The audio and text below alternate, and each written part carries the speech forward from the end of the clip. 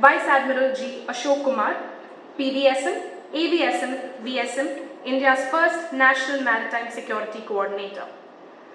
Vice Admiral Ashok Kumar is a distinguished officer of the Indian Navy, commissioned in 1982. The central government appointed him India's first National Maritime Security Coordinator, NMSC, in 2022. A specialist in navigation and direction, he has held numerous challenging staff and command assignments during his naval career, including commanding officer of INS Kulish and INS Ranveer, and executive officer on board INS Brahmaputra. His shore assignments include key roles at the Defence Services Staff College, Wellington, and as Defence Advisor at the High Commission of India in Singapore. Promoted to flag rank, he has served as Flag Officer Sea Training, FOST, Chief of Staff of Southern Naval Command, and Flag Officer, Maharashtra and Gujarat. As Vice Admiral, he was Commandant of the National Defence Academy and Deputy Chief of Naval Staff. On behalf of the Centre for Public Policy Research and the Policy Planning and Research Division of the Ministry of External Affairs, I welcome Vice Admiral G. Ashok Kumar to Kochi Dialogue 2025. I invite Dr. Madhu Pillai, Special Advisor to the Centre for Public Policy Research, to felicitate him with a welcome bouquet.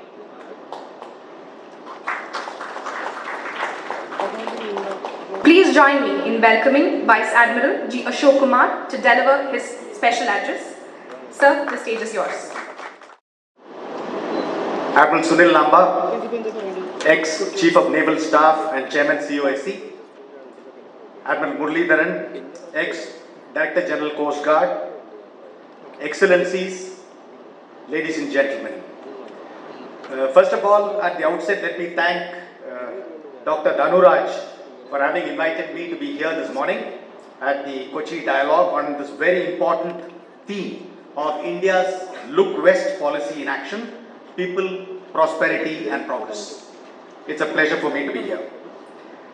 Let me start by saying that when the Look West policy got announced in 2005 by the then government, the Look East policy had been in existence since 1991. And in fact, yesterday, while our interaction amongst the audience, one of them promptly asked me, have we forgotten the Look East policy that we are now discussing, Look West policy? In my view, the Look East policy got announced because we are looking west a lot more than the east. Because our energy dependence was on the west. Having fought the 1965 and 71 wars, the threat was from the west, and therefore there was minimal attention being paid to the east. So therefore a Look East policy became necessary. The point that I am trying to make is in 2005 when we announced the Look West policy, I think Look West in reality existed for long before the Look West policy got announced. And there are a number of reasons for this. A number of them were actually covered yesterday. People, if you were to look at people, nearly 9 million expatriates live in the GCC countries. And believe it or not, the remittances total 89 billion USD per annum. In fact, if you look at the last year's report, India ranked number 1 in total remittances the world over. And it totaled something like 130, it was 129 point some billion dollars. And out of which $89 billion is about 68% comes from GCC countries alone. Second, if you were to look at trade, the GCC is our largest regional block trading partner with 14.5%. Again, the sums were thrown around yesterday during various briefings by dignitaries. $162 billion is the annual trade between GCC countries and us. In fact, within the GCC, UAE and Saudi Arabia actually rank 3rd and 4th largest trading partners of India. And I mentioned about energy. GCC continues to be the region from which majority of our energy requirements are met. The Secretary General yesterday mentioned as to how 2/3 of our energy requirements are met from GCC. In fact, because of the ongoing Russia-Ukraine conflict, it has dipped a bit, but still it's about 53%, higher than any other country or any other region that we import energy from. Therefore, our energy security is totally dependent on our imports from GCC. If you talk of non-oil trade, 10% of our trade is from the GCC, and in fact, it's the third largest regional bloc after NAFTA and EU that we trade with. Geostrategically also, as you are aware, we have the I2U2 and also the IMEC, India, Middle East, Europe Economic Corridor, both of which have been slow to progress because of the ongoing regional geopolitical issues, but I'm sure that's bound to bounce back in the near term. September 24, again it was mentioned yesterday as to how we had the first ever India-GCC joint ministerial meeting for strategic dialogue. So these actually have huge impacts on the relationship that India enjoys with GCC. However, why I am here is to mention to you that in all these, be it connectivity, be it trade, be it progress, prosperity, in all these, the maritime domain and therefore the maritime security plays a very, very crucial role. And our maritime competence, our capabilities have kept pace with the maritime interests of the nation. If you were to look at India, you hear every speaker mention this these days, right from the highest office in the country, to say that India is a maritime nation. We boast of a coastline of not what was earlier mentioned as 7,500 kilometers. Currently, the coastline measured with advanced technical means stands at 11,098 kilometers. And we have got about 1,389 islands to the west and east, and Andamans and Nicobars to the east, and Lakshadweep and Minicoy to our west. We also have EEZ, the exclusive economic zone, which totals to about 2.1 million square kilometers. This area, which belongs to India for exploiting resources, is bound to go up when the extended continental shelf gets approved. In fact, Oman will become a neighbor of ours in the CLCS. Oil and natural gas. There is considerable amount of impetus which is being provided by the Government of India for hydrocarbon exploration and licensing policy, help, because of which more oil and natural gas is expected to be found within our continental shelf. Shipping. Our shipping has not taken off the way we would have loved to, but the current impetus is on domestic shipbuilding. And number of ports that India has, 12 major and more than 200 minor, are truly the gateways for national prosperity of India. And this is being done by Sagar Mala, which is Project Development of the Ministry of Shipping, and also the Amrit Kal Vision 2047 of the Government of India. We have fishing is a very thriving sector. We've got 250,000 registered fishing boats in this country. And there is impetus being given to enhance our fishing capabilities through the Prime Minister's Matsya Sampada Yojana, or the PMMSY, which should see fishing progress. We have already gone up from about 45,000 crores of exports to about 65,000 crores in a matter of about a year and a half. And the aim is to take it up to 1 lakh crore. Deep Ocean Mission is an attempt by us to send manned submersibles down to about 6,000 meters. This is well on its way to being, the aim is on its way to being achieved. We already have 3 areas which are allotted by the International Seabed Authority. About 2,000 and 4,000 miles south are 2 areas, and one of them which has recently been awarded to India, which is in the Carlsberg Ridge, just in the southwest of Arabian Sea. So, why did I mention all this? Because national prosperity of India, and so is the case with almost the entire globe, is actually dependent upon maritime security. If you look at the United Nations Conference on Trade and Development annual report, about 80% of global trade is maritime in nature. When it comes to India, it is 95%. So therefore, if maritime security is not ensured, national prosperity will tend to suffer. Now, if you look at the Indian Ocean region, on an annual basis, there is something like 130,000 ships that crisscross the ISLs, or the international shipping lanes of the Indian Ocean region, out of which most number of ships are in the Arabian Sea, which speaks volumes about the connection that India has with with the Middle East or the West Asia. Now, if you look at this, at any given month, there are 82,000 ships in these waters. If you look at Gulf of Aden and Strait of Hormuz, through Gulf of Aden, prior to the ongoing Israel-Hamas conflict, there were 3,600 ships which were crossing every month. And through Strait of Hormuz, it was something like 2,500 or 2,800. So that's the kind of importance that these choke points have when it comes to shipping traffic and therefore national prosperity. And yet, these are not without threats. Now these threats, all the non-traditional threats to maritime security which have always existed, whether it is piracy in the Gulf of Aden, whether it is arms trafficking, whether it is gun running, drug peddling, from say the area of Makaran coast where what comes down, which actually tends to fund terrorism in northern African parts. So these are all non-traditional threats which are constantly being fought. However, today we see a change in the nature of threats. What was considered as peacetime non-traditional threats to maritime security are undergoing a massive change. Today you have drones and missiles flying at you. I mean, although we are in peacetime, it's very difficult to differentiate whether we are at war or in peace. Merchant ships have been hit thousands of miles away from the coast by drones and missiles. Precise targeting by terrorist groups. We've got fully laden boats which come and ram into warships and merchant ships fully laden with explosives. So these are the threats which we are dealing with. Cyber threat. There are shipping lines whose traffic has been brought to a grinding halt, or ports whose services have come to a stop because of cyber attacks. Undersea cables. Now, as you all are aware, more than 98% of global communication traffic is through undersea cables.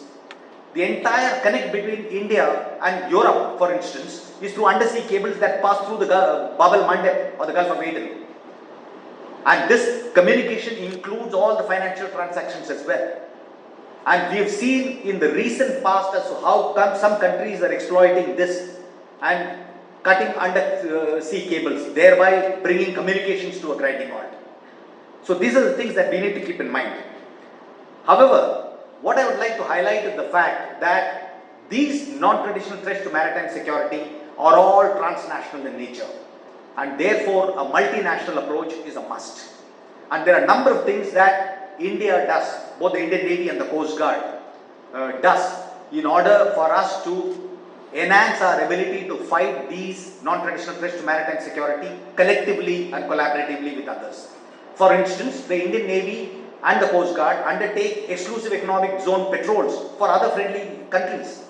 We also have coordinated patrols with countries, in fact on our eastern side, with whomever we have an international maritime boundary line, we have a coordinated patrol going. There are a number of capacity building efforts that we do, providing ships, providing boats, providing aircraft, and of course capability enhancement through training. The Indian Navy alone offers something like 1,000 training vacancies to various countries across the globe, majority of them being to the IOR littorals. So this is the kind of collective maritime security activities that the Indian Navy undertakes. However, I would like to mention that there are these two initiatives that the Indian Navy took sometime between 2017 and 19, which I think had a major impact on collaborative maritime security. First of which is mission-based deployments. Now today, since 1st July of 2017, the Indian Navy deploys ships to various key areas within the Indian Ocean region on a 24/7, 365-day basis. Admiral Lamba is sitting here. He was the Chief of Naval Staff. When this plan was approved, it was his push actually that the mission-based deployments came into being. By this, we are able to take on any non-traditional threats to maritime security as and when it happens. We are able to respond to any threats that happen to any other nation too, expeditiously. This has actually enhanced the status of the Indian Navy and the Coast Guard to be the first responders in the maritime domain and as a preferred security partner for most countries in the region. The second initiative that made a huge difference was the launch of the Information Fusion Center Indian Ocean region. This happened in December of 2018, and by this we also have white shipping information agreements with a number of countries and constructs like IFC Singapore, like the VRMTC in Italy, and the Crimario in the southern IOR, and with number of countries. And there are something like 14 countries which have also posted international liaison officers in the Information Fusion Center Indian Ocean region. So these have made a huge difference to how we fight non-traditional threats to maritime security. Okay, when it comes to the GCC, to the West Asia region, there are a number of specific things that we do too. One is that you would have heard about Sankalp. What was started as a mission-based deployment called Gulf Depth, closer to the Strait of Hormuz, in order to ensure safety and security of shipping which was passing through the region, got enhanced to Ops Sankalp with number of ships deploying when the threats actually went up. What I mentioned about the Houthi rebels firing drones and missiles, these were aimed to be attended to by Indian naval ship deployments in that region. Floating mines, one seemed to be floating around and hitting merchant traffic in and around the Strait of Hormuz, was also attempted to be taken out by the Indian naval ships which are physically escorting merchant ships this way and that of the Strait of Hormuz. Second is the Combined Maritime Forces. As you all are aware, the Combined Maritime Forces, which is located at Bahrain, headed by the United States Central Command's NAVCENT, or the commander of the 5th Fleet. Earlier, the Indian Navy, having deployed in the Gulf of Aden since October of 2008, was an independent deployer. However, exchanging information with Combined Task Force 150, 151 and so on, which worked under the Combined Maritime Forces. Today, we have the Indian Navy signed up as a part of the Combined Maritime Forces. So much so that we have a permanent liaison officer at Bahrain with the Combined Maritime Forces, and India is soon to take up command positions in various task forces which operate under the CMF. There are also other activities that happen around the area, whether it is EU, the French have got Alendian stationed out of Abu Dhabi in UAE, with whom we have got a huge relationship. The Indian Navy has participated in EU's Op Atlanta insofar as escorting World Food Program ships through the Gulf of Aden down to Africa. So these are the things that we have done. When it comes to GCC specifically, there are a number of things that we do too. One is that there are countries with whom we have defense MOUs or staff talks on a regular basis, and these are Kuwait, Oman, Qatar, Saudi Arabia and UAE. We also have bilateral exercises now. The bilateral exercises are with Oman, Qatar, Saudi Arabia and UAE. White shipping agreement, I mentioned about the IFC IOR and the need for exchanging white shipping information with each other. We have a white shipping agreement already on with Oman, and with UAE the discussions are on, and we expect it to be signed pretty soon. Insofar as training is concerned, there are a number of training vacancies which are offered by India to West Asia, which are availed. Oman used to avail a number of vacancies pre-COVID. We are waiting for that to come back to the pre-COVID levels now. And Saudi Arabia is one country which exploits a number of training vacancies with us. Having covered all this, now what more can we do together? This is something extremely important. If I were to compare the look east and the look west, you saw as to how last year India, despite having bilateral maritime exercises with a number of ASEAN countries, in fact almost all of them, we also went ahead and did the first ASEAN-India maritime exercise last year. This is a huge step, and all countries participated, all 9 of the 10 ASEAN maritime countries, because one of them does not have a coastline, and that one was also an observer in that exercise, and this exercise happened in the South China Sea. So there is a need for us to not only enhance the complexity scope of the bilateral exercises that we do with countries of West Asia and GCC, but also to attempt to put in an exercise combinedly with all the countries together. This will enhance our ability to fight non-traditional threats to maritime security, and the complexity needs to be suitably brought up.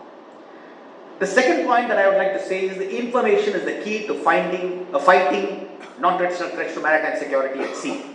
And therefore, it is extremely important that we share information. So the White Shipping Technical Agreement that is pending with a number of countries, I really think the West Asian countries need to look at it seriously. I mentioned about international liaison officers. We already have 14 countries across the globe having deputed permanent naval liaison officers to the IFC-IOR, which is at Delhi. I would really invite the West Asian countries to post ILOs, international liaison officers at IFC-IOR, either individually as nations or collectively as GCC. And we should not restrict ourselves to just exchanging white shipping information alone. Of course, white shipping has got huge value because it just reduces the number of contacts one needs to be bothered about or check out. But we should upgrade this to even sharing information about vessels of interest. Third is that, as I mentioned, there is a fresh impetus being given by India to domestic shipbuilding. There is a huge opportunity to West Asia and the countries in the GCC to invest in domestic shipbuilding in India. I can tell you there is huge scope for us to grow in this sector, and there is a huge opportunity for West Asian countries to invest. Finally, is sharing best practices. I really think when it comes to the maritime domain, the more we talk, the better it is for maritime security. So in sharing best practices, whether it is cyber security, whether it is port security and things like that, will only enhance our ability to ensure maritime security for better trade, better prosperity and better progress. Finally, I would like to conclude by saying maritime security is critical for national security, not just for India, not just for West Asia, but I think the entire globe. As I mentioned, if 80% of the trade is maritime in nature, there is no way that we can overlook maritime security, and any maritime security breach will be at the cost of national prosperity of each one of us. The more we collaborate, the better it is. And the final point I would like to make is that quite often we've seen that our relationship between any two countries tend to be hostage to some third party with some vested interest. We need to ensure that we overcome such problems. Let us not fall prey to false propaganda by vested interests. We must ensure that our relationship continues to grow in the interest of both sets of nations, both India and the GCC countries. Thank you very much.